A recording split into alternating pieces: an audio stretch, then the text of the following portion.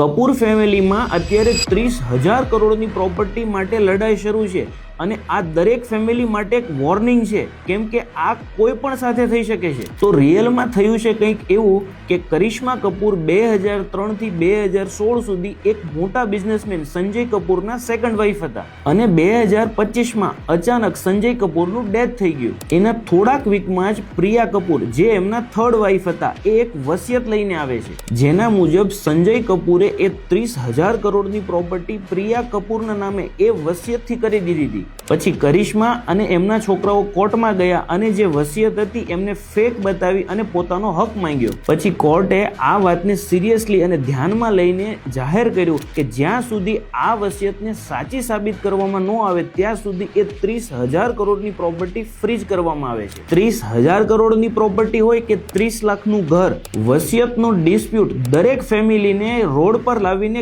કોર્ટના ચક્કર સુધી લઈ જાય છે. આવું તમારી સાથે ના થાય એ માટે વસિયત સાથે જોડાયેલા 5 ફેક્ટ દરેકને ખબર હોવી જોઈએ અને એ 5 ફેક્ટ ક્યાં છે એ તમારે જાણવું હોય તો મારા પેજને ફોલો કરી કોમેન્ટમાં લખો વિલ, હું તમને કમ્પ્લીટ ડિટેલ્સ ડીએમમાં મોકલી આપીશ.